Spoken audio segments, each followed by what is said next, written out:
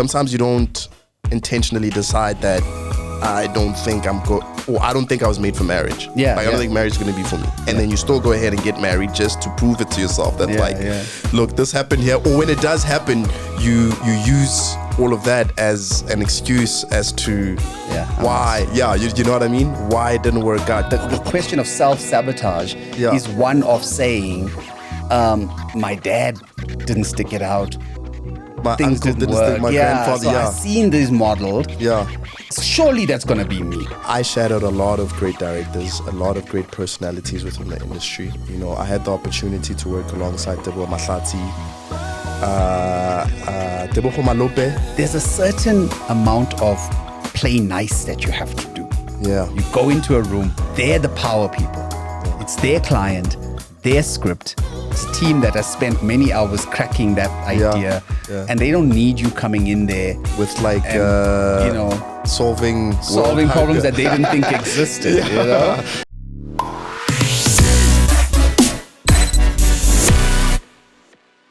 It's hard to like remove yourself from the world when you need to be constantly, keeping up to date with what's happening every second, every minute. Yeah. Especially with kids as well. Like I also heard a similar thing on, I don't know if it was a podcast or a reel I came across on socials where some guy was like, when he's around his kids, he does not engage with his phone at all. Like he just keeps it separate from, from his kids, from what he's doing from what he's engaging in, just so he could be fully present. But it's not easy. Yeah, and I heard my kid literally say to me, "Dad, please put your phone down," because you wanted to show me something or there was something going on. You know? And if you have your phone and you don't realize how distracted you are, and when it's a little boy saying, "I need your attention, please can you not be in that there, because what I'm about to show you, I need you here." I think I heard that a few times from him, and it really just started hitting harder and harder until eventually that became the motivation to realize that not just for your little boy or whatever, but any person you're, engaging with, it's disrespectful to a large extent to not, be present. Yeah, and 100%. So, again, not saying that we're immune. Yeah. And certainly sometimes you're guilty and you fall into the trap. Yeah. But for what it's worth, Yeah. But let's get going, man. Are we ready? We're good. Cool. Greetings and welcome to Just Speak, the Shaun Naidu podcast. Hope you've been enjoying everything we've been bringing you so far. Today's a really exciting one as well. I've got a friend of mine in here that has, I think, been in my life probably 10 years now, at least. It's weird, a decade when you say it like that, is how long ago I met this young man. And so much stories to tell, so many things to go through with him. He is a commercials director at his core, I think, now. But we're going to find out what else makes up this creative human being that we have with us today. Ladies and gentlemen, please welcome Paul Ramaema. Am I saying it right? Correct, dude. I'm always particular about people's names. Thank you so much, bro. I appreciate it. That was great. Yeah, welcome. Good. Well pronounced. Thank you so much, Shaun. It's good to see you, bro. Good to see you too, man. Thanks for inviting me. Weirdly enough, almost 10 years. I think just shy of probably 10 years. Yeah. The first time you walked into a boardroom with a team to talk commercial. Yeah. And wow, what 100%. A journey. I think my hair was long at the time and yours probably looked like mine. Yeah, we've kind of flipped the hairdos. Flipped the script a bit there. Yeah, but it definitely has been, bro. It's been quite some time that we've known each other within the industry. Yeah, within the industry. So it's great to see how we both have grown and it's been a weird journey on I mean, just before we came into studio, we were chatting about just the state of the industry, state of like work out there and people struggling. And I think, our industry, even though it feels like it's going through a particularly difficult time now, I think as with business, up and down is just the name of the game. Yeah, really. 100%. I also just think it's because there's just so much transformation that's taking place within the industry. I think information is so accessible, one.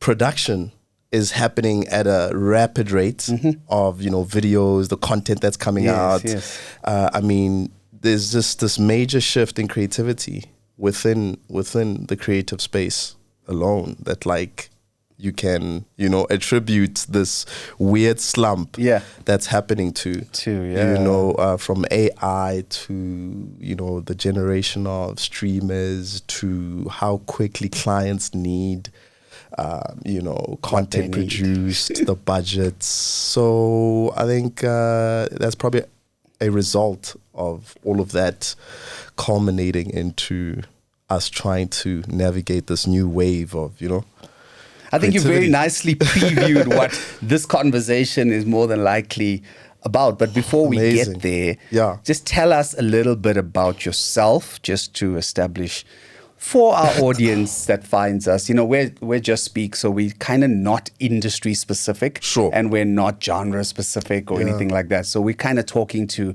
anybody that's got a voice and something to say and wants to share something with the world from their perspective. And that could be in any given industry even. Yeah. So obviously, 20 years in the game, more friends within the production and film and television and commercials world.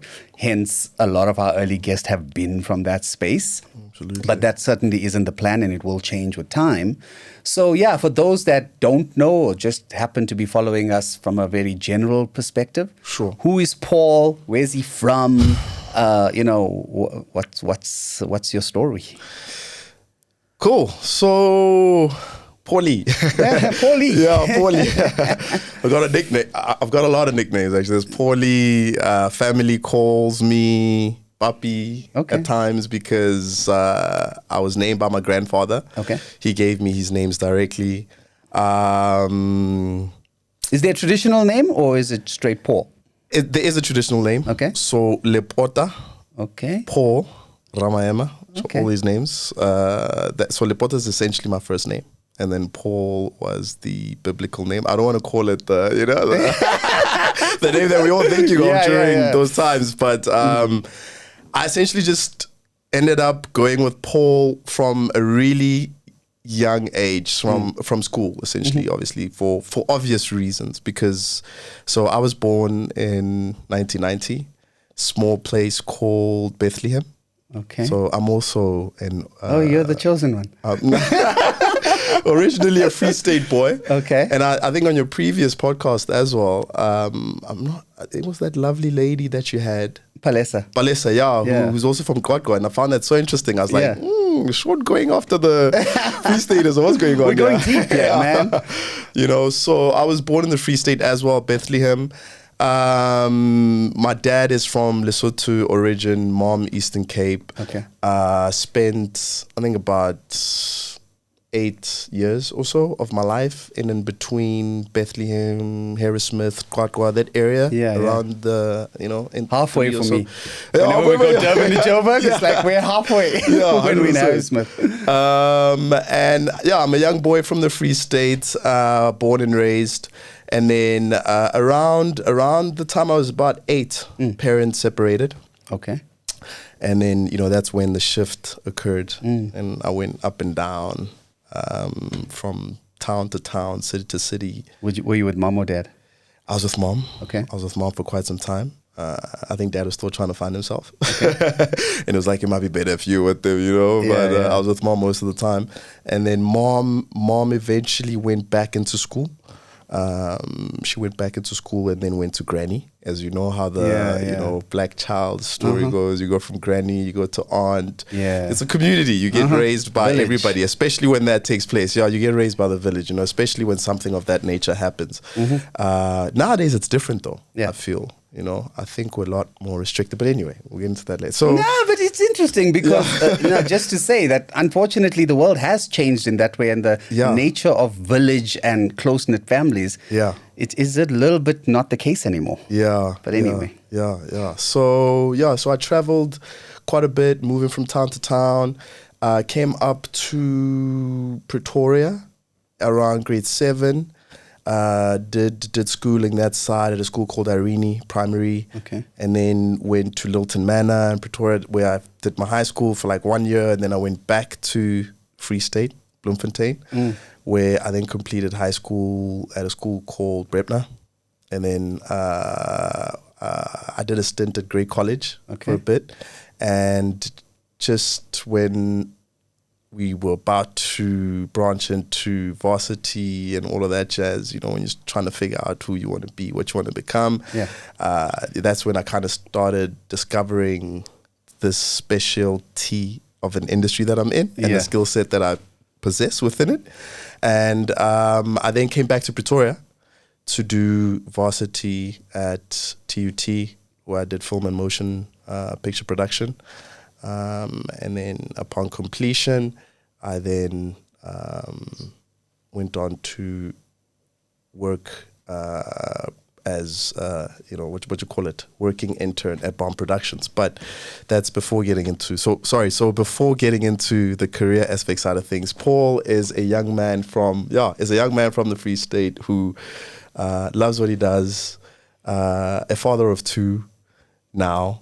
At 35, I'm 35 years old. Yeah. Recently separated. I don't know if that's worth mentioning, but you know, so I'm now learning to. I'm not laughing. I just love how everybody that comes here has this. I don't know whether I want to go there, but they bring it. But again, it's just speak. We no, for sure, for sure. You know, I think it's worthwhile telling you about the person. Yeah. You know, and who he is now and then. And I got to tell you why I love it is because I've had some conversations, whether it be in the podcast or not, where when you ask somebody about themselves, they fast forward very quickly to the career. Yeah. And I love just being behind that, you know, just before and really establish, because who are you if not for your career? Absolutely. Yeah, 100%. So keep going. 100%. So I used to stutter, funny enough. Okay. This guy used to stutter when he was younger. I've had to overcome a lot of personal hurdles in life. I think that's probably the reason why I brought up being separated, etc., because I feel like it was another chapter of my life that I kind of had to overcome. But I was a young man who stuttered, and the reason I bring that up is because my speech impairment is, funny enough, what led me into, I think, becoming and doing what I'm doing today, and becoming the person that I am today, in terms of how it influenced my perception of the world of reality, and also how it built my confidence in wanting to express myself more. Yeah. You know what I mean? So, I think I'm a young man who likes to challenge himself. I'm a guy who is open to new possibilities, new ideas, collaborations, and just working towards becoming the better version of myself at all costs, you know. Yeah. And that's amazing. You know, they always say you should compete with you of yesterday, and that's about it. Yeah. Like, just to better the you of yesterday, and 100%. Don't compete with anything else for that matter, you know. Absolutely, yeah. No, but amazing. And how old are your kids? So my oldest is 13. Okay. 13, and youngest is 5. Oh, wow. Just recently turned 5, and yeah. So both kids same mom? No. So you see, like it's so interesting. Like, and again, like, you know, there's not a judgment space either, but it is a thing, right? It's the part of our journey. No, absolutely. And yeah, so tell me, how old are your kids? My kids are, well, my daughter's turning 10 next Feb, and so February 2026 she'll be 10, and my son is 6. Oh, okay, that's not too far apart from my young man. Yeah. And I'm 10 years your senior in age. I'm 80, you 90, born. Hey. And yet, I started late. I chose to wait a little bit on those things. You could swear we are like, you're literally like 2-3 years older than me. It's not the same age. I mean, I don't know how many times a day do you, I'm sure you follow a very strict Funny enough, routine, not at all. meditation. Not at all. Is it? Not at all. Looking good. You know, that's a whole podcast in itself, to be honest with you, which I actually considered maybe looking at doing. But it's just, say something in the water, maybe? I don't know. Because a lot of people have that comment about something in the heart. Maybe. Youthfulness, yeah. Try to keep the heart pure, I guess. Yeah. Yeah, no, but you know, and again, our conversation, for what it's worth, is meant to be in our industry, and we'll get there. Yeah. But just interesting stuff when it comes to the family dynamics and all of that. Do you think, I mean, obviously you said 2 kids, different moms. Yeah. So do you believe in any way that you're carrying like this almost negative version of a legacy that was modeled for you, that your parents didn't do it or didn't make it in their relationship? Is there any version of that? Yeah, absolutely.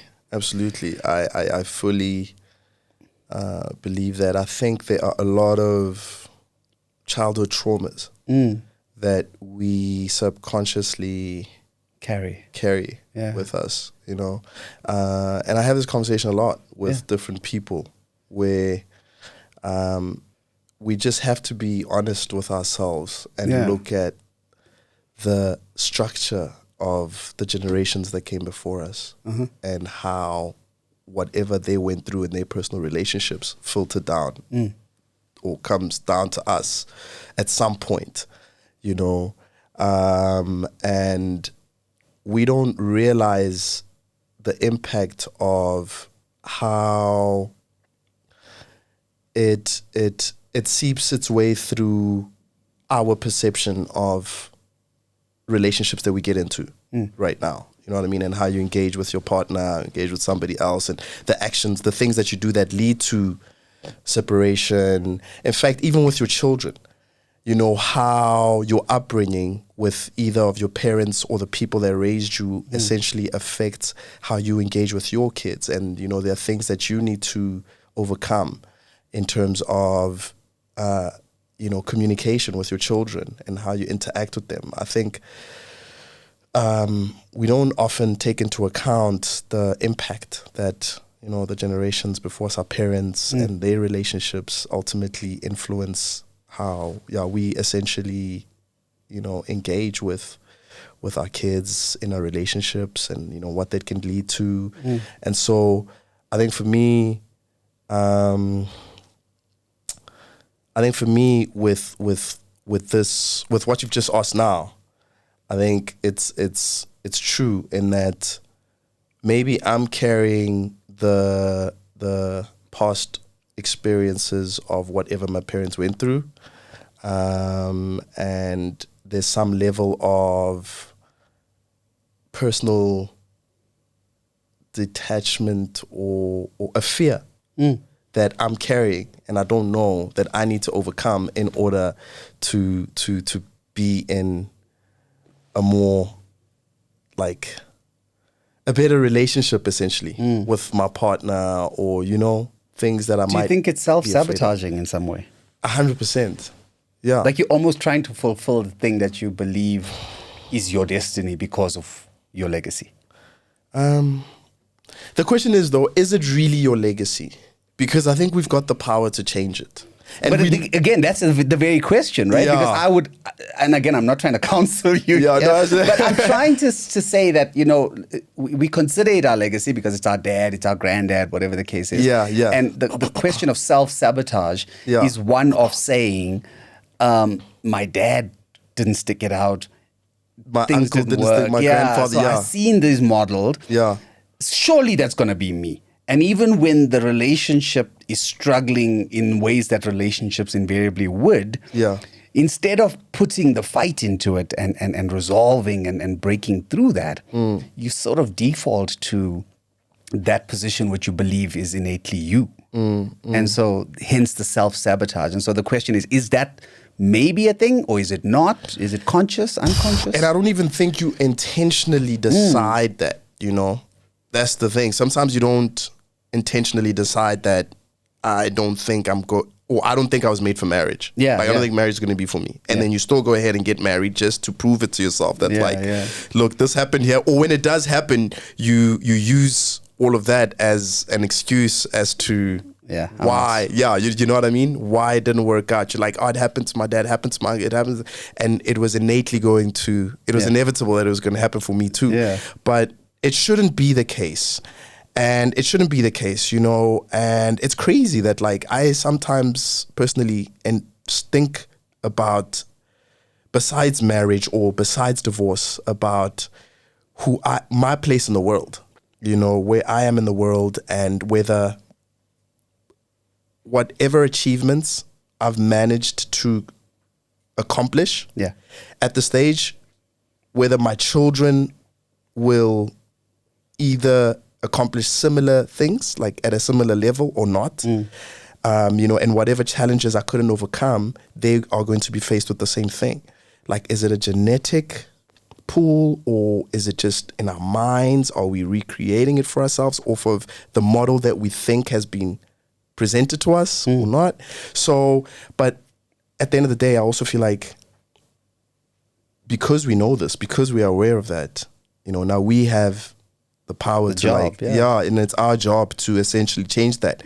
But it's just unfortunate when your partner or whoever else kind of does not help that purpose, and like, you know what I'm saying, like it doesn't happen, and it's just like, oh damn, so now I am gonna go through that. And again, to be fair to a partner that may not be equipped, simply because it wasn't for them to now deal with your demons, so to speak, and perhaps if it was affecting their life, their peace, their whatever, that maybe it just wasn't something they were geared for, and we have to allow for that to be their right and their story, I guess. There's an interesting, I don't know if you've ever watched the film Dragon, the Bruce Lee story. Yes. So there's that scene, and it's not Into the Dragon, right? No. The one before. It's the one where someone's playing Bruce Lee. It's his biography of sorts. Oh, okay. Yeah, it's called Dragon, the Bruce Lee story. And the reason I bring it up, there's a scene, and as well as a couple of things where there's demons chasing Brandon's son, Bruce's son. Yeah. And this like very heavy metal kind of like costume clad monster is chasing this kid, and it's like a dream sequence. Yeah, it's like a dream sequence. And what Bruce has to eventually do, and they stage a very nice scene at the end where there comes a point where Bruce stands up to this thing, and he takes these nunchucks and he just goes apeshit on this thing, and he beats the shit out of it, and he whoops its ass, and he defeats it. Yeah. And symbolically, it's basically a dad drawing a line that the demon that has been chasing for generations, I'm going to kill it now. I'm going to slay this thing. Sure. And Brandon is not going to. And I remember it so vividly. He said, Brandon, leave, run. Like he's trying to tell Brandon to go. Yeah. And eventually it's like, Brandon can't run from this thing if dad does not slay it. Yeah. And it's brilliant. And for a father and legacy, and, you call it generational curses or any of those things, there comes a point where as a man, you have to, if you see that, you have to realize, hey, it's now falling to me to make this choice, to slay this thing, or my son is about to carry it and it's going to chase him. And when I'm out of this earth, I'm leaving people on this earth who are going to continue to have this thing come after them.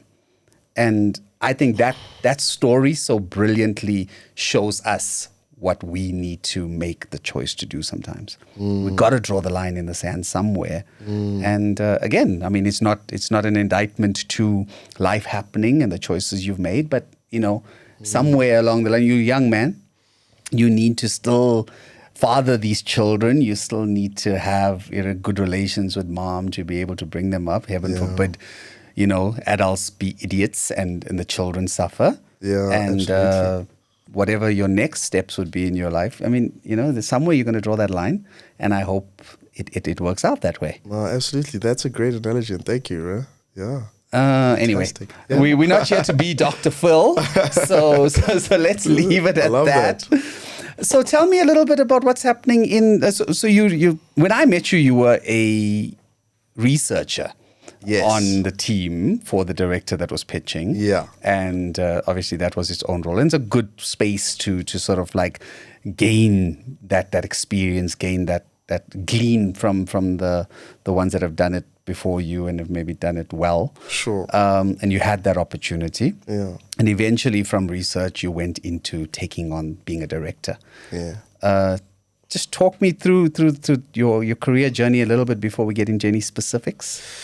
No problem. Yeah, sure. You know, but based off of our previous conversation, I would like to ask you a question, but I think I'm going to save it till... Ask it now. Let's. It's also, if this was a real TV show, this would be like after the break. To come back with something else. No, I mean, it's still, you know, it links back to this generational, you know, these generational curses, generational things that we're talking about now, slaying the demon, etc.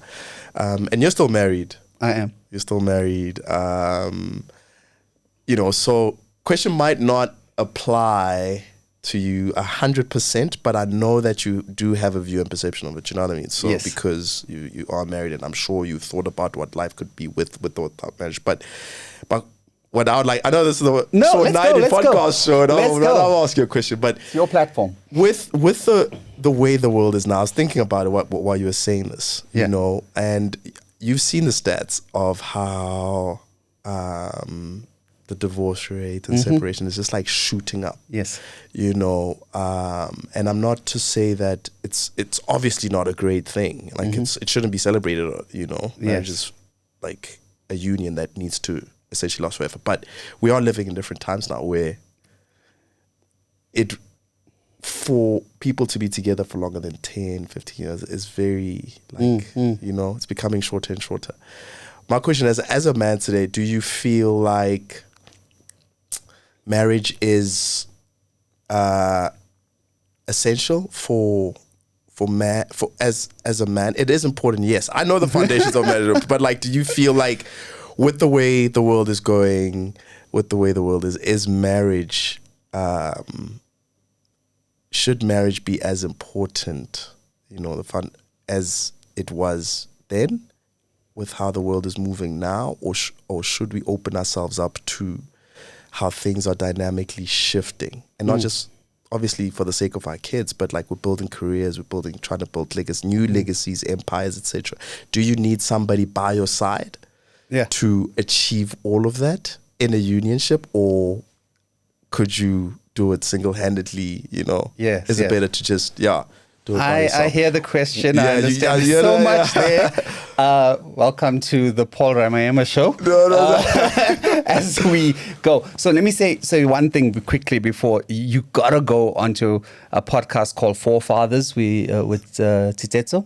We should certainly introduce these guys, because there's a podcast called Forefathers, and they really deal with the father things of it all. Like, you know, that's really I see. And I think you've got some insights there. So we must certainly introduce you and have you go on to that podcast. Oh, that would be great. That said,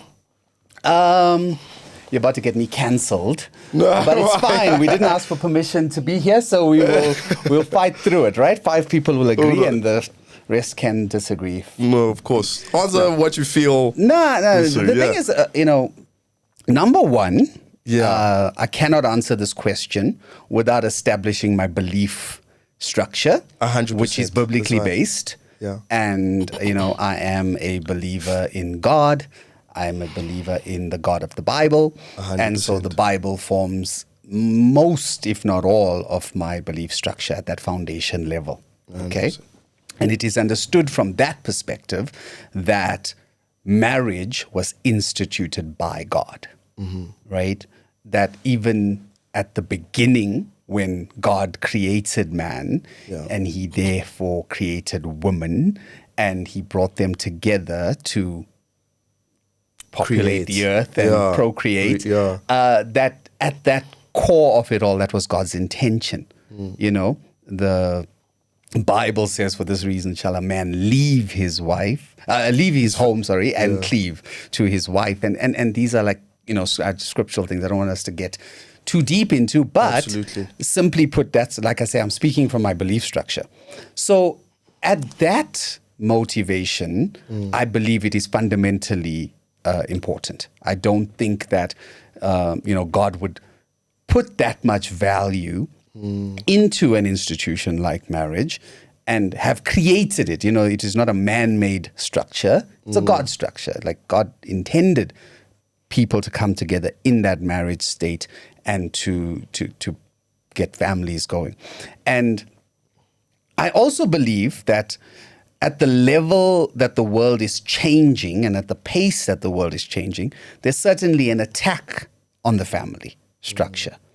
I think if any strategic enemy wanted to defeat something, they would go after that which is core about that thing. Yeah. So in this case, attacking the family unit separates people, puts people into isolation. And when you're in isolation, that's a space where things can get to work on your mind and influence you and affect you. Absolutely. And the broader influences that you have will all take a knock because of that. And so at the level that one question, is marriage necessary? Is it important? Should it be something that is preserved, something that is protected?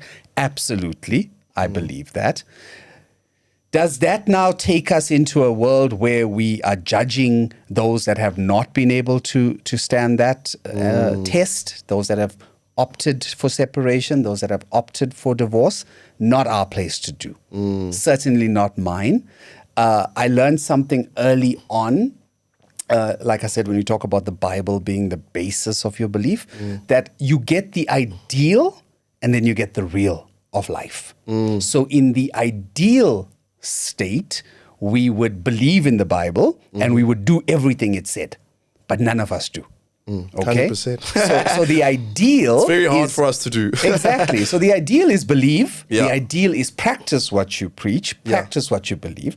But we're human. We're weak. We make mistakes. And therefore, the real world scenarios are different, and I think you have to allow for that. And I think you have to help and guide and support people when they're dealing with that, Ultimately, it is choice. The choice to be together, and of course, the choice not to be together. Yeah. And one has to really be careful, be very sensitive. You hear things like stay together for the children's sake. Yeah. And that, in some ways, maybe it's a good thing if you can push through and you find yourself again because you came together in happy times making those children, maybe better days ahead. Sometimes you're doing more damage. I'm no expert. I'm not, educated enough or schooled enough for this, so I will certainly stay away from it. But again, you said give a view, and you said give it from your life experiences. Yeah. I've been married. Geez, I'm gonna get divorced now. 12 years coming on, long time. Yeah. I've known my wife over 20 years. And we chose each other before marriage. We chose to stick. And so, we were tested before the fact, and so the paperwork just legalized it, but didn't affect our commitment, in that way. Yeah. And again, not without challenges, not without drama. I can imagine, more valleys than hills at times. All of it, Yeah. Certainly don't stand near the poster child for anything. Yeah. But we were fortunate, and again, we've got a village. Yeah. We've got an amazing village. A village, again, that are Bible-based and Bible-believing, church-going, God-fearing people. Sure. That all use these principles to drive your life. And I must be honest with you, it's a very sad reality when things like the Bible or anything that is good, and even in as much as I believe in Bible-based teachings, I'm not here to knock something else. Beliefs are beliefs for people. But all that is good in the world from that perspective. So if any religion, for example, is teaching something good, the fact that we want to separate God and state, the fact that we want to take God out of places that he otherwise should be in, and the fact that it's just led people to a space where they can now just do their own thing. And so there's an autonomy that is not for us to have. We have to believe in something. We have to subscribe to something. And in many ways, that's what the society experiment is all about, right? Coming together as a society, agreeing on certain things. You know, don't kill. It's against the law. It's against, you know, like we agreed to the set of laws that now society puts forward and laws moves the monitor. human race forward. And so, and again, values. and I'm going to say this, and this is the part that'll certainly get me cancelled. Young people have just lost staying power. They're just weak these days. They want it quick. They want it instant. They want it like without working for it, without like sticking it out, you know. And this thing of running from the fight is just all too easy, you know. And now, and again, I'm not an expert on this one. I should certainly put that out there. Sure. But the mental health crisis that we're dealing with at the moment. Yeah. Is it real? Is it not? Yeah. Yeah. I won't even really want to go there. I have my own set of beliefs about it. But you're finding that this thing of protect your peace, protect yourself, you know, don't be in toxic relationships. Leave, you know? And like while everything is a red flag now. You know what I mean? There's more like red flags than there are green flags. Unfortunately. But the problem is, is, a red flag, and you're just like, what? Back in the day, so again, we're not saying that there aren't toxic relationships. No, absolutely. And there are things that you should run away from. And but you can work through things and like learn about, you know. When toxic is the word that is so quickly gone to for everything, people are running because, no, I need to be protecting my peace. Yeah. And that's too toxic. And we're saying it about family. Yeah. We're saying it about people that we've once loved, that we grew up in the same household with, that we spent Christmases together. Yeah. And now we're so easily running because, my peace matters more. Yeah. And anything that is like sort of me focused 100%. is always because it's a self thing, right? Yeah. And again, when you think about God and you think about this, it comes from a culture of servanthood. Comes from serving mankind, serving people. Absolutely. And when you suddenly, about the me of it all, I think you miss a moment there to stick it out. Yeah. And so, unfortunately, and I can go on and on there. No, absolutely, yeah. But for what it's worth, the simple answer is that I think some people should just give themselves a chance. Yeah. Stick it out a little bit, see where it goes. And again, I mean, if you're in an abusive relationship, it's violent, your life is... These are separate issues. We're not trying to, you know, cover all of that in the statement. No, of course. But oftentimes, I mean, there were many reasons for my wife to leave me. Yeah. Many reasons. I'm no perfect man. Yeah. I don't think there's a perfect marriage. You know? I don't think there's a perfect partnership. And in anything, really. We wouldn't be here today, still building, still establishing, still growing. Yeah. And again, I knew her very young.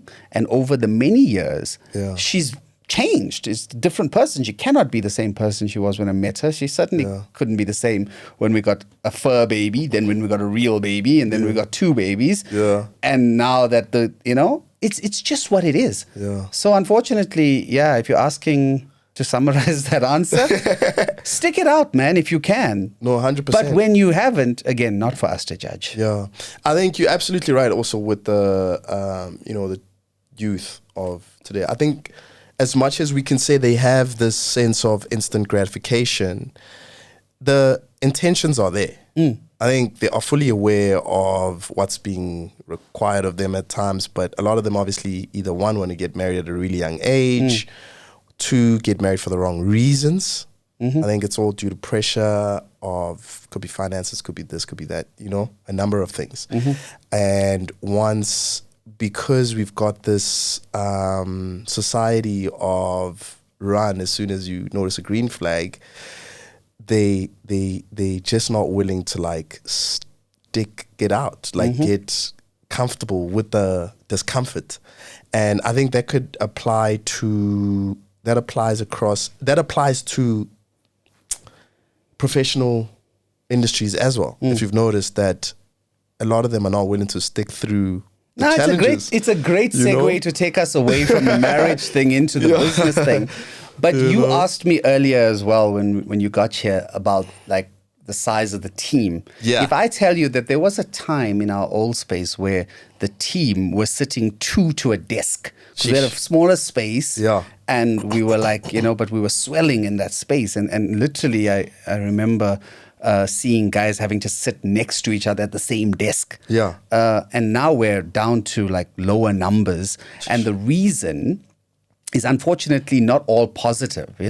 We've had people leave for better opportunities, whatever. That's the one thing I would love somebody come and tell me I'm resigning because there's a better opportunity, and I've served my purpose here. Sure. But I had young people, and I'm obviously all my life I've just surrounded myself with youth as a core burden of mine to try and give people opportunities, bring them into my space, and open the door to the dreams they have. 100%. But I've had young people working for me, and at a point in that journey, I had a group of people that just came in with a very me-centered attitude to what they were doing. And they came into a company that obviously was a little bit more established. Yeah. They weren't there for the darker days, the struggles that we had gone to build it.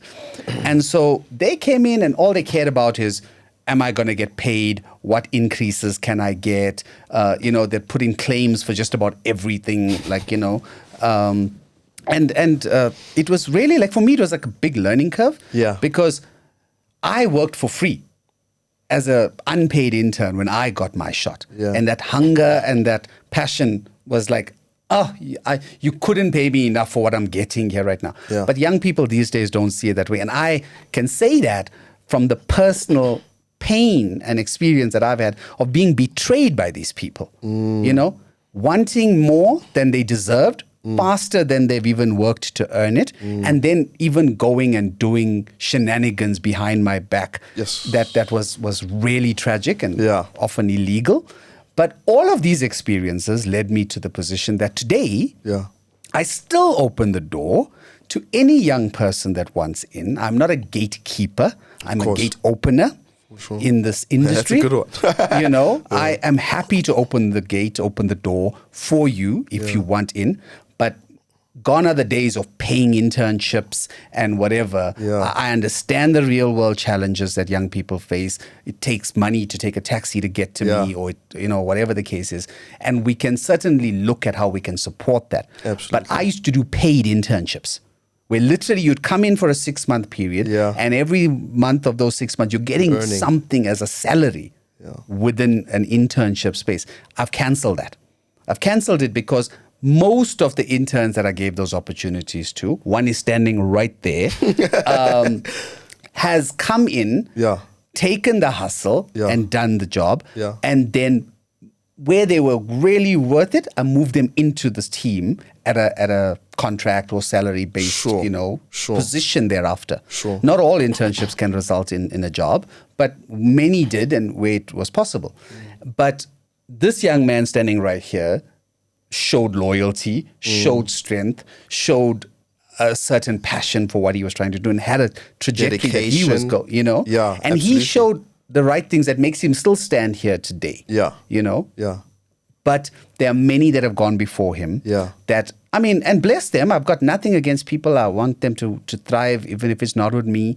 But the wrong attitudes demonstrated.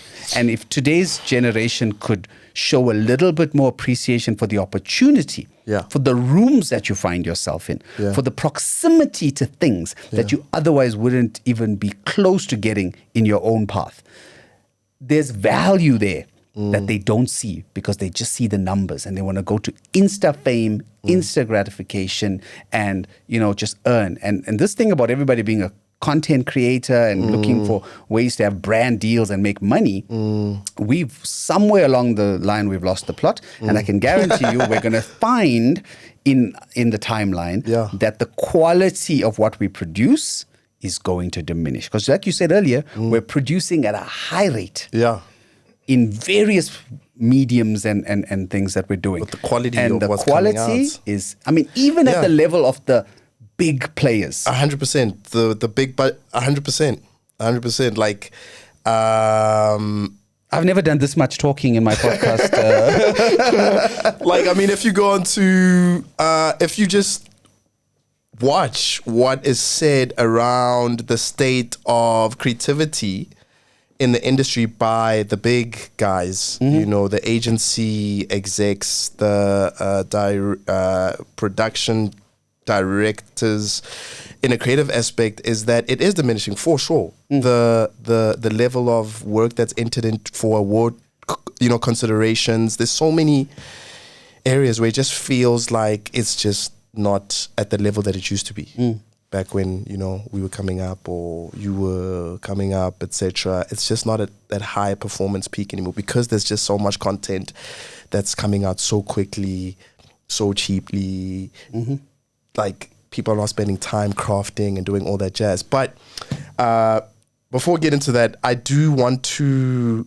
this guy's interviewing me here. I do want to reiterate what you were saying about interns and, you know, the rate at which they want instant gratification, because I myself, so you had asked me about how I started out my career as a researcher, then fully moving on to becoming a director, etc., which is very much in a similar fashion to how you are bringing in these young creatives into your space and giving them the opportunity to develop themselves, show dedication. So that's exactly how I came up in the industry.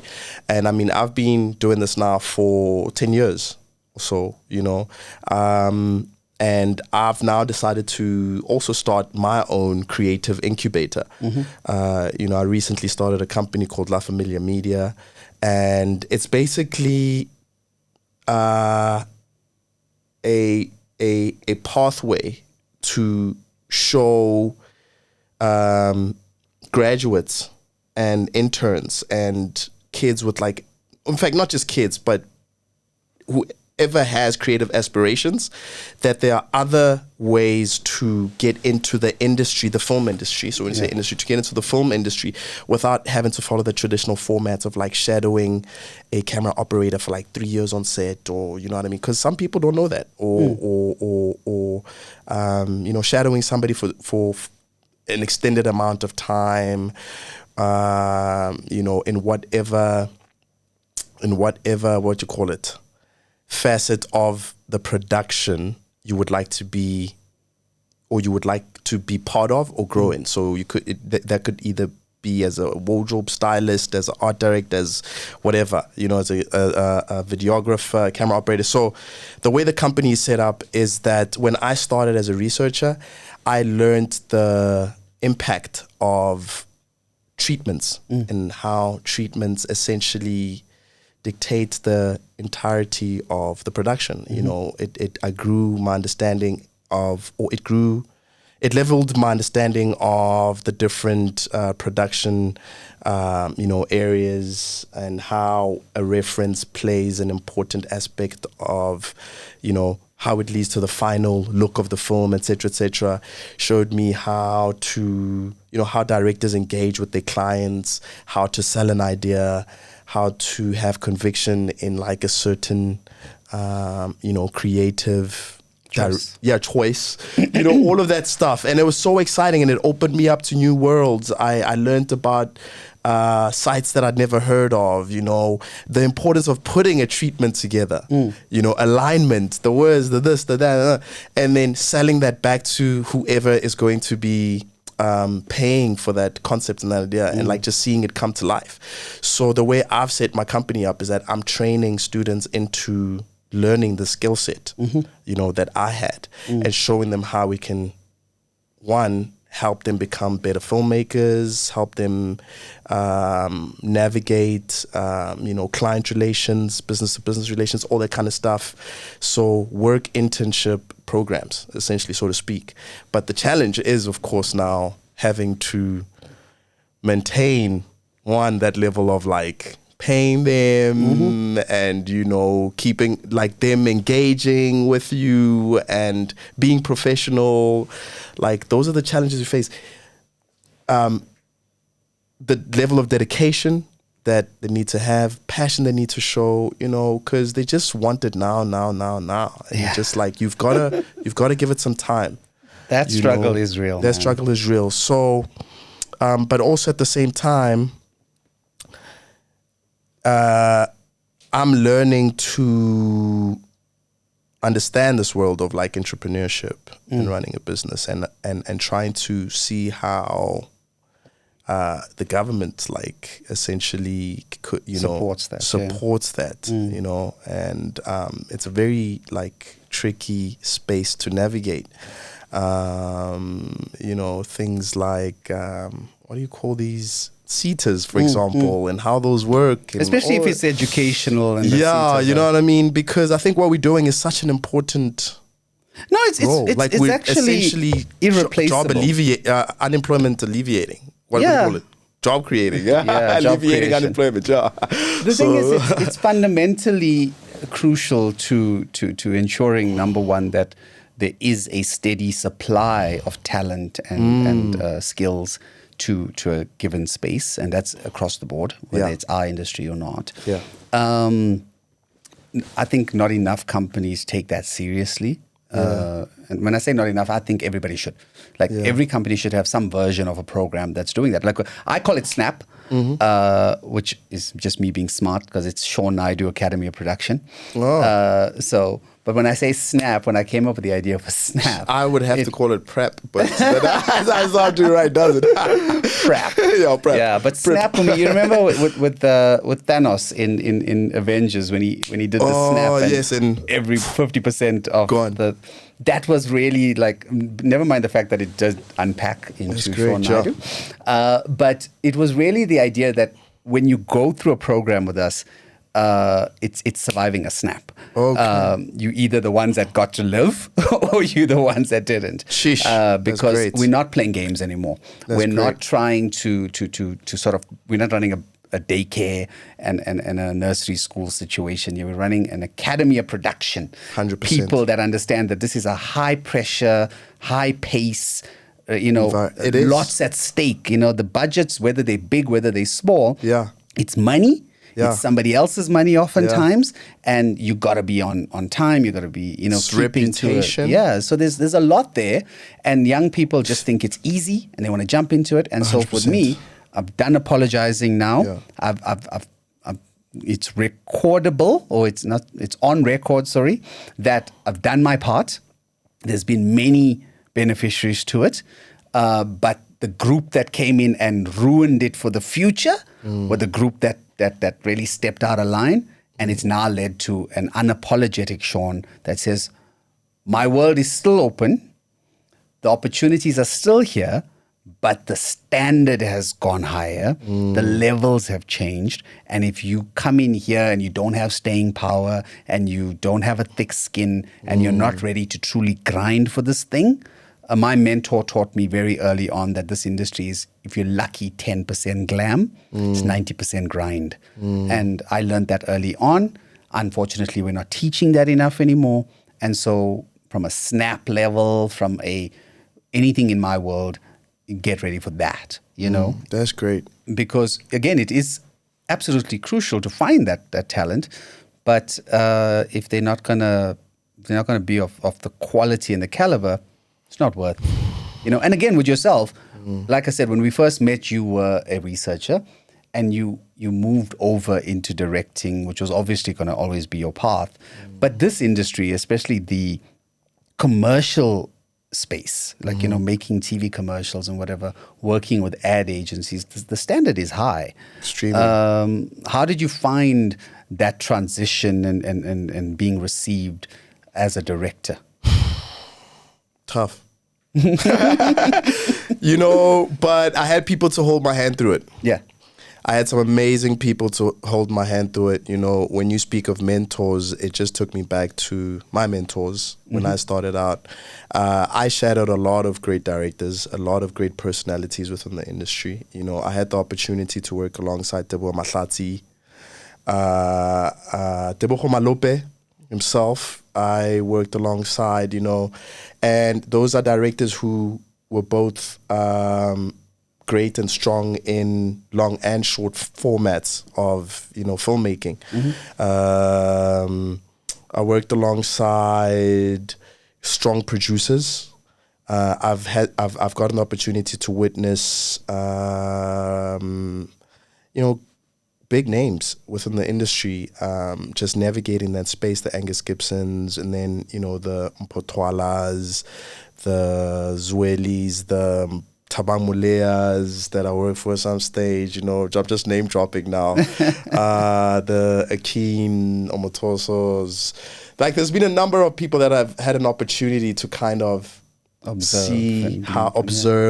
And I think that was an important and a crucial and fundamental phase in the development of me branching out into becoming my own director. I've always known that I've wanted to have my own style, own voice, and how I'm going to do things, obviously, you know.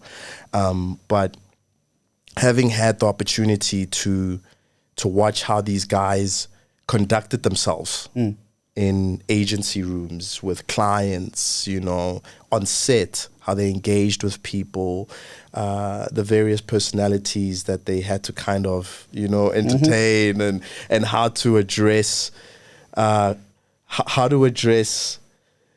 concerns or ideas between client and agency, but still hold their own vision through. It was like great to experience. You know, it's not an easy feat, it's not an easy task, because I think what I'm coming to learn and discover now as a director this age is directing is not really about it's not really about the technical aspects or how creative you are, or I think it's people management. You know, it's being, especially in commercials. Let me say that, especially in commercials, because you are essentially the vessel to bringing an idea to life visually, you know, and you carrying a lot of people's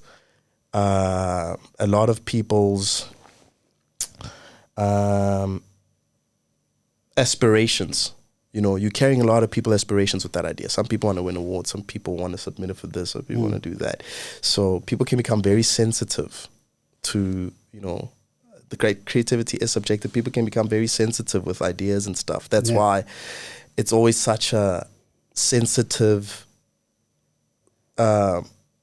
space when you get handed a board, you know, to work on, a script, for example, and then you do a 360 of the script, you know? Yeah.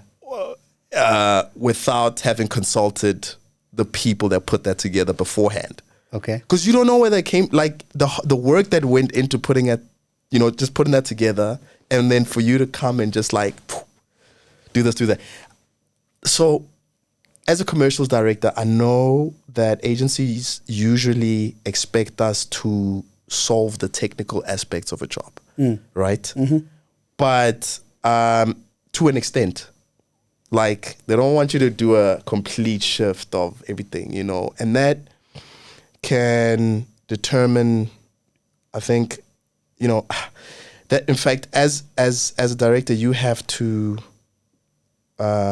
be mindful of the extent to which your ego is going to affect the creative process. And remember that this is a collaborative thing, you know, and because there's so many people involved into that one thing who have certain aspirations for something, you have to be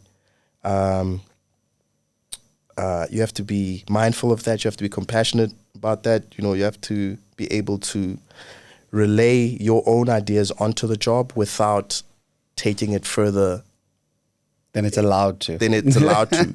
You know, unless, of course, if it is for the better and the team does let you do that, then great.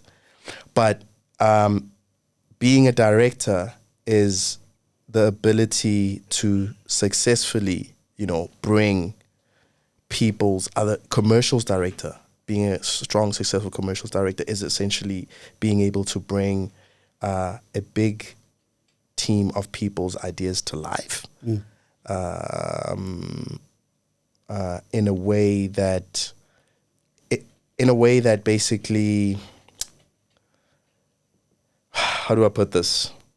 Does not take away from where the project started and you know, keeps the core vision and values of what that brand was trying to achieve as much as possible, and doing so by managing all these teams and all those expectations well and, successfully, essentially. Yeah. Sorry, what was the question? I'm trying to recall that. I think I must be honest, I actually more want to say, have you found that, especially listening to you say it within a 10-year journey, from researching to directing, that you dare 360 a script? Yeah. How often have you found yourself having to 360 a script as opposed to, because I know like with the agency teams that I've worked with and that I've represented, and I've sat in, as you can imagine, a number of pitches, like where directors have come, and you've sat in a room with me, having to pitch, right? Or watch another director pitch, for example. Yeah. So we're judging a lot of things. Yeah. And often, like with the teams I've been fortunate to think, they welcomed the creative input, tweaks to the script. But I've also heard, and I've never experienced it myself, but I've heard of guys that will lose their minds if you so much as change a comma. Yeah, or you never hear back from them. Yeah. So like have you found those? 100%, it's happened, Very brave of you to tweak a script. Like, do you ask permission in the brief? You should. Yeah. You should beforehand. You absolutely should. Are you guys okay with me doing like, this? How much of this can I fuck up? Exactly. How much of this can I just take into the stratosphere? And then you'll always hear them go, client expectations are that we don't want it to be too edgy. We of course want it to be entrenched in what you call it, social culture, popular, but all the buzzwords. Yeah. And then they're like, no, go ahead. Of course, that's great. And then you come back and then it's like. And then your producer gets that email. They were like, we just feel like you went a bit too far. Yeah, it might have gone a bit too far. And said, but unfortunately, gone are the days where creatives can workshop an idea with you. Yeah. Now, and when you find an agency like that, that's amazing. Yeah. And those are usually single boards, single bids. Yeah. So show your audience. So in terms of single bids, you get usually it's almost like pitching for a tender. Yeah. In how the pitch process works, where 3-4 directors from different production houses will come in and pitch on a single idea, and then agency will decide based off of strongest creative, best budget, which one they will go for. And then you get single bids where it's like, this is the director we want. We love their work. Here we go. Let's workshop this idea together. It's not often that you get those anymore. So it's a 3-way, 4-way pitch process, which is very tight and competitive. And honestly, I almost feel like it's essential for it to be that way, just because it keeps the work. It keeps the work, it keeps you strong, keeps you on edge. But I think it's also due to the fact that maybe there's not enough work to go around. I don't know. But no, look, I feel like if because there are times when the agency definitely knows, before all these other 3 guys come in, they're like, this is the guy. Yeah, but now let's just brief these other guys. I just feel like, just go ahead and just say, Yeah. No, Sean, you've got the job as you, so let's workshop this together so it becomes a stronger, greater idea. Yeah, but you must understand, and again, I've kind of sat in many of those scenarios, but also I've worn many caps. Yeah. Unfortunately, sometimes it's process and it's procedure. Yeah. So even though the team going in invite 3 directors that more or less are, comparable to each other for the genre or the style of the board.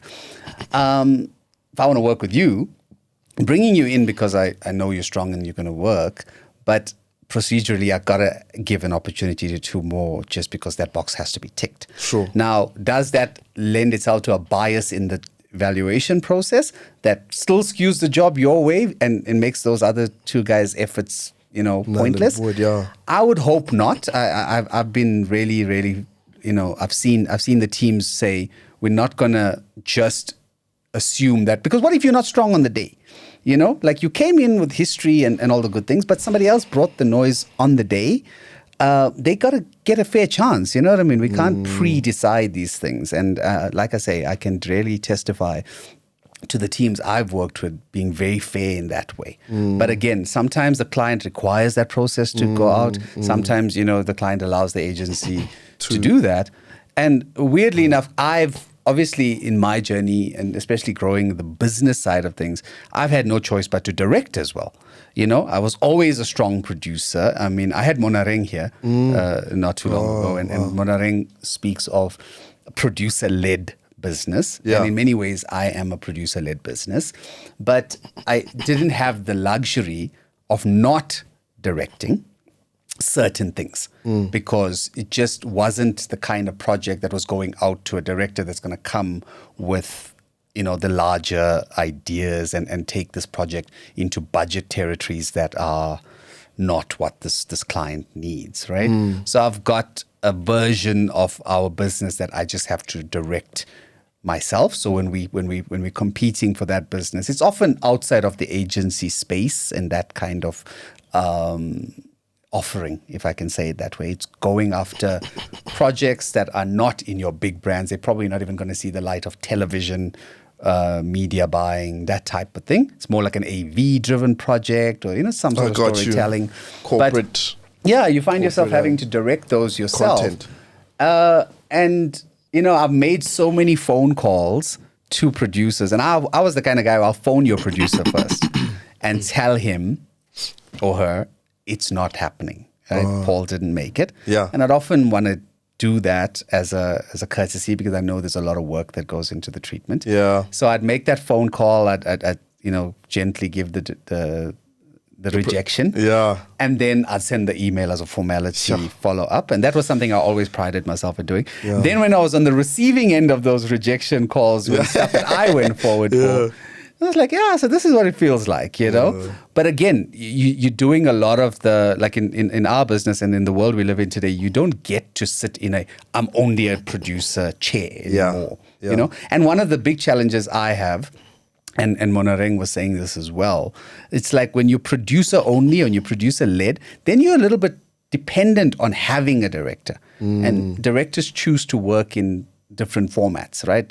Some want to be fully attached and exclusively attached to a certain production house. Some stay freelance. And I've had to navigate that a lot. And it's a threat to your business in some instances where there's an opportunity on the table, but because you don't have a director, you can't go into it. Yeah. Hence the changing chairs and going and sitting in the director chair and saying, if you'd let us, we'll treat on that, but it's going to be driven by internal team. I got you. That's great. And that's just been the diversification of the business side of things, you know.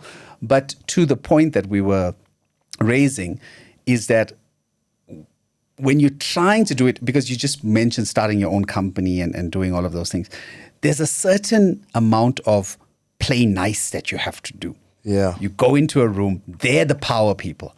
Yeah. It's their client, their script. It's a team that has spent many hours cracking that idea, and they don't need you coming in there with like and, you know, solving problems that they didn't think existed. You know, so it's an interesting one, and I think anybody watching, especially that has aspirations to direct and to, I mean, again, the reason why I wouldn't say easily change chairs or change titles, because 20 years around the thing, you know, you pick up some stuff, right? And you have, and like you said earlier, directing is not a technical thing necessarily, and it's not a skill that requires you to be able to hold a camera, for example. It is rallying and wrangling people, and you know, this is a team sport, so we bring in the right team, we can pull it off, right? And so I've been fortunate. Like I said, we've had people that have trusted us at that level. And then, of course, there's been rooms that we couldn't penetrate, you know. But, to anybody watching, there's your example, you know. Be brave, I suppose. 360 it if you feel strongly, but know that you're taking the risk of not getting the job. Absolutely. And not, you know, paying your debit orders at the end of the month. But interestingly enough, to that point as well, I don't know if you had a question. I wanted to just talk about what you actually worked on that has been your highlights of your journey so far. I was just going to say, you know, interestingly enough, Shaun, I'm also discovering and learning that as much as it is a collaborative effort, we are problem solvers, and we do have to take conviction in if we feel strongly about an idea and strongly about something from whatever is being presented to us. Yeah. I mean, we do that, like directors do that in films with their scripts. If they feel like a scene is not working or actors not delivering the lines in a way that they're supposed to, they change it up, right? Yeah, yeah. And they have to live and die by those choices. Compare, like, with where the world is creatively and direction that it's moving towards, even with the younger directors coming in. I'm discovering that, we're talking about these kids, the youth wanting instant gratification. A lot of them tend to fight for their ideas as well. And I've also seen it with directors who have been in the industry for extended amount of time, like we've got major experiences within commercials or films. Sometimes you do have to fight for an idea. Yeah, and for the creative, regardless of the budget. And there are producers and production houses to support you in that vision at times. And with the creative landscape in the country, just to like localize it a bit more, I've realized there is a difference between Cape Town creative and Joburg creative. To be honest with you, Joburg creative is heavily driven by budget. By that I mean not budget size, by client, so to speak, where client has, because they've got the budget, they've got the power. Cape Town creative is like, this is we are the creative, you've got the money, we know, so let us do creative, you do budget. They fight for the creative more than anything, which is, in essence, I feel like an international way, like a broader scope of doing things. And in Joburg, I've noticed, like, I directed a job in Cape Town once, and I think it was for Toyota. And in post, it was for Toyota Hybrid. Remember, I think they got launched, when was it, 2021? The hybrid gas and electronic. Yeah, so when they were coming out, I was fortunate enough to direct one of the ads, and it was shot in Cape Town. And from the production team to the agency to the production house, I realized the importance of what it means to, like, have, like, substantiate why you choose to go for create, like, a specific creative direction in whatever you're doing. You always have to support it, because you're going to get asked why. Like, why do you want to put a camera on the bonnet? And look this way? Because, why can't we see the logo clear enough? Why does there have to be, like, some kind of cool effect that appears as, from logo to this? Like, you always have to support that. And if you can't do it, like, you need to know why you're doing something. And the minute you are able to explain that clearly, and help everybody understand your vision, I found that client usually allows you to take the lead, and, like, they'll go, okay, cool, no, we get it. And in Cape Town, they tend to fight for those ideas. Like, I was sitting in post for that specific job, and my editor was literally arguing with the client. I'm there, I'm like sinking into my chair. I'm like, damn, I'm not going to come back here again. Like, this client is probably going to be like, this director, what is he like? But it's the culture. I noticed that the editor was like, this is what was in the treatment. Which is, again, takes me back to the importance of the treatments. Like, this is what you're sold. This is what we showed you. This is how we're going to achieve it. So go back to that as a point of reference. But that's what you liked initially. And what that taught me was, like, we have to do our best to, like, fight for the creative. Because as much as, when you're in those rooms, you've only got a limited amount of time to, like, get your point across. Because when that job comes out, whoever's going to watch it don't know what went on behind the scenes to bring that to life. They're either going to hate it or like it, be like, that was cool or whatever, but nobody cares who said what, who fought for what, and you as a director are going to take, obviously you want the credit for it, and you want to be proud of it. And so sometimes it's like you have to have enough balls and like kahunas to be like, no, I really feel like this is how it should go. And once it comes out, client might not be fully aligned with you during the post session, but once it comes out and it does the numbers that it needs to, they're gonna love it. They'll be happy for it. And I've realized that there's very few creatives within Joburg that do that.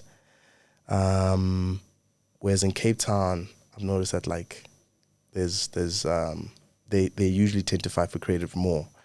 And now I don't want to relate it back to the societal, or let me say the socio differences between Cape Town and Joburg in the sense of color disparities and like, you know, taking it back to like race and maybe, you know, and whites and blacks and this. Creative is creative and creative has no color. But we know that sometimes, you know, with the state of things, we as people of color, we have moments where you're afraid to fight for something because you don't want to be judged on, you know, on that thing that you did because of, you know, skin color or whatever, you know. And sometimes, and the way we grew up, it's always like you get afraid of expressing yourself fully because we weren't raised like that, you know what I mean, where you can just talk back to a client and be like, no, I'm gonna fight for creative. Whereas, you know, with white people, it's easier for them to, you've seen how they were, the environments that they were brought up in. And I think it could go back to that, where we don't, as people of color, sometimes we don't have enough confidence in ourselves to believe in what it is that we're doing. And it takes time for us to get to that level, you know, especially for people of our generation. The younger kids that are coming up, I think, are a lot more expressive and a lot more confident. But they do run into those challenges here and there. But let me tell you, so it's weird. And I can see you almost carefully walking into your words, and you're doing. I have to, bro. I also don't want to get. You know, and this is what I find to be absolutely tragic, for that matter, because expression, freedom of speech, freedom of expression ought to be like, I mean, you know, if we were in America right now, it's like it's in our constitution. I mean, I'm probably sure it's in our South African constitution as well. I'm no legal expert. But yeah, the freedom to express yourself ought to be one of, you know, like a given right. Okay, that's number one. Number two is we touched on how competitive our industry is and how limited sometimes the work is and how many people are vying for that work. That you can understand why you're tiptoeing around this thing. You know, you're pissing off Joburg creatives by saying one thing about them and saying something else about the kid. But it. I would ask any of our industry colleagues to really embrace the truth that is in that insight that you as a young black director sharing. Because it is not like just an opinion piece that you're going through. You're going through an experience that you're sharing about, you know, that you become, and I'm not going to mention a name here just for the sensitivity of it all and trying to remain within my just, and, you know, he's not here to qualify my statement. But I was in a conversation once with a very senior, very established black director, well known, and he had just come back from Cape Town on a meet and greet tour, like literally went down to Cape Town to shake hands and to make nice with the agencies down there, and to get obviously his company and his stuff like pitched or promoted to them so that they could invite them into the room as such. And he came back, and that particular conversation was just one of frustration. He found it like so frustrating to be coming back from what felt very cliquey. Felt very like the color lines were very distinctive there, and that, and I found it fascinating because, you know, at some point, like when you start to know certain names, you start to feel like surely that person doesn't have that challenge, you know, surely they've transition beyond that kind of limitation and are more embraced. And yet this particular director was highly frustrated because it felt almost like a wasted trip to Cape Town. Yeah. Because like they didn't want to. You know, at SNO, I have a thing that we say excellence in any color. And that's simply our philosophy is that I don't buy black excellence. Don't talk to me about black excellence because you're in doing that, drawing a distinction between our black excellence and white excellence. Absolutely. It's just excellence. And I feel the minute we take away those labelings, we can say that, no, we're one here in this way. The standard, the quality, the caliber is what we're looking for. Yeah. Doesn't matter who created it and who came up with the idea, right? So excellence in any color. It's why we got so many colors going on behind us, because it's kind of like, just go wild. You know? And to think that in 2025, we're still having a conversation about black directors experiencing things in rooms where they're finding themselves limited in their confidence to bravely say their piece because, and then feeling like a white person has a different kind of almost upbringing to allow that, right? Yeah. And again, we want to keep our cultural sort of grounding and our values and things that makes us raised as opposed to, renegade. Yeah. But at the same time, in a professional environment, if you're standing up for an idea that you're brave enough to present, why shouldn't you be able to? Yeah. As opposed to the next person.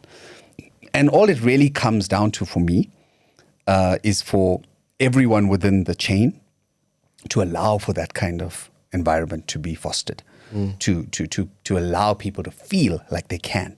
Don't bring me in as a director to pitch on a job or to thing if you want me to not bring those skills. I just recently we had a team come in here, and this was one of the tragic stories I got to tell you. So we had a team come in and asked us to produce a commercial for them. They asked us to produce a number of pieces of content for this client. Yeah. But the one at the core was 130-second commercial as well. Yeah. But it was a government job that they have gone and tendered for. So it was one of these weird setups where the government organization was looking for some stuff to be made, one of which was a TVC. And they wanted to, so they put out the request for proposals or quotes or whatever the case is. Sure. This particular team had pitched and won this piece of business. They had put forward a budget that had no creative, no script, no campaign plan, nothing planned. At the early tendering or submission phase, went with a budget. Yeah. I promise you, budget wasn't even worth research and development. Jeez, that's how under quota they were. So this was unfortunately and again, I'm never one to bash people. I respect the hustle, respect the grind. Yeah. But this was a team that went in with no clue on what it takes to make the things that the brief called for them to make. Yeah. And they were under budget. And now this thing is through the line. They've won it. They've got a purchase order for it. And they now need to make it. Jeez. And they don't know how to do it.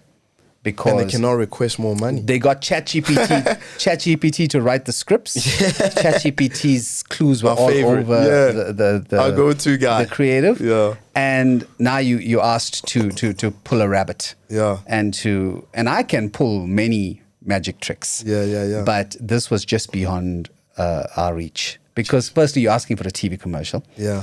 For me to put my name behind something that's considered a TV commercial that might have media buy. 100%. The level is higher than most. We worked very hard to be able to have that. So now you want us to compromise. You've got to deliver. It's got to be premium quality. Got to. And I promise you, I spent 3 days. Again, your name is on so it's crazy, yeah. I spent 3 days interrogating this stuff that they had committed to, looking at the script that ChatGPT had written for them. And now, you must understand, we're committed to it because Chat wrote it, but they sold it. Clients now bought the script. Client is now aware that they're getting a commercial that has this storyline to it.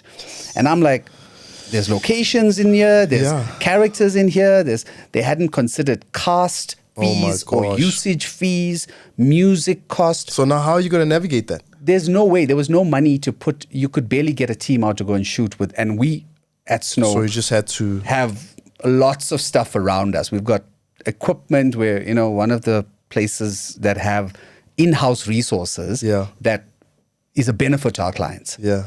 And even with all that, we couldn't get it done. And that's saying something. But the challenge is that when people go into spaces that they don't otherwise not supposed to be in that way, right? Yeah. And that is why I talked about the chain knowing and playing nice with each other. From a client to an agency, to a production company, to the director, everybody needs to understand the other's challenges. You as a director can't not understand the budget challenges. You can't ask for a helicopter when we can barely get a small drone on the job. 100%. Type of thing. You got to know the limitations of the job. And like you said earlier, you got to also be able to justify why that's set up. Yeah. And to your point about that chain of, the chain of relations, it is also changing. Interestingly enough, it is also changing where you've got directors going straight to client or, without agency, without that middle person. And it's not an ideal, at times, it's not an ideal situation because you run into experiences like this one where agency maybe goes directly to client. No, in fact, production goes straight to client without the middleman or, and just when people get cut out of that whole thing, it can essentially lead to these kinds of issues and problems. And that's why it's an interesting time that we're in, because that's another area that we're trying to navigate, like how directors become freelancers and then go to a production house to help them facilitate a production without having been represented by the same production house for like 3-4 years and being exclusive to that production house, which honestly for me, it's a format is still fairly new in the country, and I'm still fully like exclusive to a production house. But I think it's also something that has been done before, but not as directly as it's happening now, where you would be a freelance director and just reach out to a production house and ask them to facilitate a job for you, as opposed to the production house loaning you out to another production company or an agency at a fee. So there's a lot of risk involved when you're a freelance director and going to, just being on your own. There's a lot of things you got to take into consideration, whereas you don't have the backing of a strong production house. So if anything messes up, it could really taint things extremely good. Things could go really bad for you. Whereas when you move in with a team behind you, at least you know that should something happen, you've got them to kind of fall back on and support you on this. But it's also not... it's also an independent way of doing things where the returns on it are greater than, being exclusive to a production house, unless, of course, you've got a different arrangement and agreement with whatever production company you are exclusive to in terms of growing yourself, financially, so to speak. So it's a bit of a catch-22 situation, but I also think it's something it's a format, and it's a format that's also growing in Africa and the country. But it hasn't been fully explored by that many. I think it's a safety thing, to be honest. Yeah, it really is a safety thing. Exactly. I've worked with directors that have come in as freelancers, done a job for me, went off, and then at times even invited the possibility of maybe becoming exclusive with us. Then for whatever reason that doesn't work out. So people come and go, and there's movement all the time. The space of independent freelance directing, I think, is just that question of risk, like you said, and being able to take it. A lot of people also want to start businesses because they think, oh, I'm the core talent here. The brand. And why is somebody else benefiting off of my back? Yeah. And not realizing that there's many other things that goes into being a business. Absolutely. And establishing the stability that comes with a company structure. Absolutely. And so they go off because they feel like whatever percentage they negotiated in their deal was just not maybe sounding like enough for them, not realizing how much, is being taken on from the side of the business structure, And it's I think a lot. I think that's a conversation for another day, though, because, like, really speaking, it's We'll like you said, it's fairly new. And I'm finding a lot of guys, I've had people come here that wanted to collaborate with us that are driving this idea of them having freelance directors and working. Yeah. The thing that's untidy about it for me, just to wrap up that thought, is, I've been in rooms where when I'm presenting a reel, if I'm presenting a reel that I as SNO produced, I'm saying this is, as a production company, this was our job, we produced it with such a director. So Paul was my freelance director at the time. But now Paul's freelancing with 3 other places. Yeah.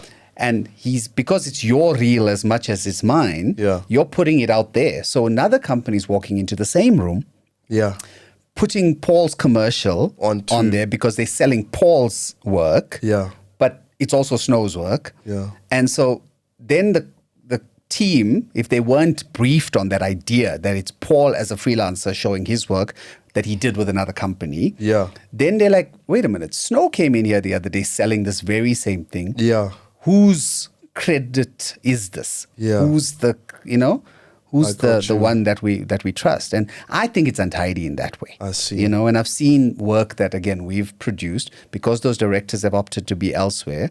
It's now a question. And what I'm also saying about that is it's not that they mustn't go or they're not allowed to. It's just a simple thing of we're all about disclosure. If I can't do a thing, if we don't have the capacity for a thing, I'm not going to pretend like I do. 100%. So going in and saying, listen, this is the setup.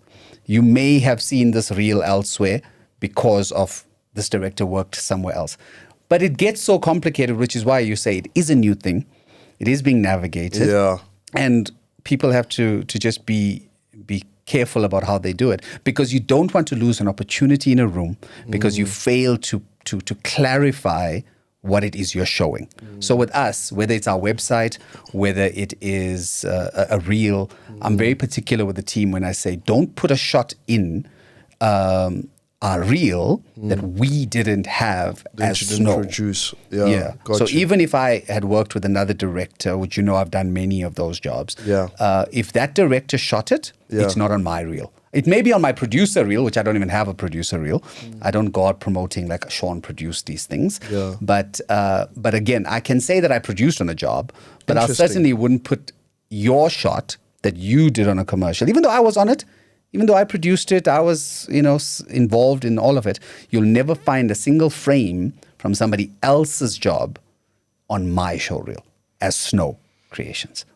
That's great. We're very interesting point. There's not a single image on our website that didn't come from a job we did.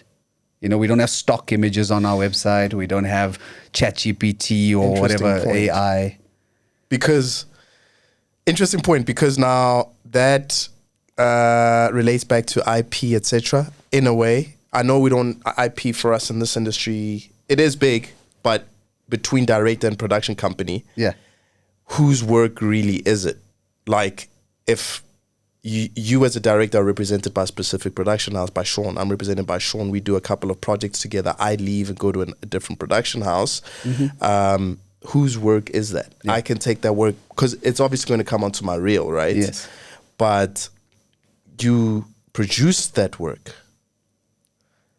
but now we go and end up presenting our work to a similar client, to a similar agent. Like, do you still present the work as work that you've done as a company, or now once the director leaves, is that like, cool, that was a director's work, let them go, whatever we've got now, what remains with us, this is our work, that's what we've done with the new directors or by ourselves, etc. Now that is fully, that's the only sort of content that you would showcase, or no? Look, again, that relationship, because if SNO invoiced the client, SNO gets to take that as a real benefit. That's like really, I think, the technical, if you want to get there. Into it, It's really, it was, we invoiced the client, we managed the production, it was fully in-house. Director came on board in whatever capacity. Yeah. They can leave with their reel. There's well. nothing wrong there. Yeah. But I'm not going to take that off my reel because it is produced work, because then we're fighting in rooms to get jobs. Yeah. And now we're taking it away because we're saying it's the director. Yeah. So again, But I also think there's a sense of understanding, sorry to cut you, between both agency, production, art director. We understand that people move around. Exactly. You can't, anybody that knows the game knows that these things happen and can understand that, 100%. But I've been in a room, unfortunately, where when we presented, it was like we had to clarify that and it felt untidy. I see. It felt untidy and I didn't appreciate it because, again, I don't sell something that I didn't do.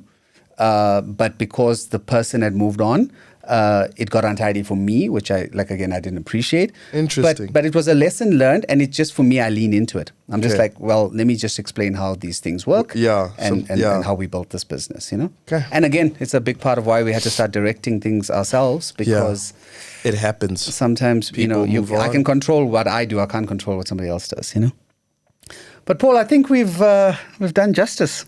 I think so too. For what it's worth. I didn't expect to start in counseling sessions, but it definitely was. Thank you so much for coming. Bro, thank you so much for making time. I know, especially as a working commercials director, you have a lot on your plate. And I remember you even sent me a screen grab of your calendar when we were scheduling. It's like all these little things. So I really, really do value that you made time for us. Thank you so much. And I certainly hope that we gave some information, some insights. Anybody that has power in our industry that's watching can maybe make some adjustments to policies just to help people out, man. No, absolutely. Thank you so much for having me. And I wish there was more time. To be honest, I'm not going to lie. I wish there was more time because there's so much we need to talk about, so much more we need to expand on. Yeah. We can do another one. We should. We can do another one. Let's see if anybody has any questions. This is obviously going to grow. Yeah.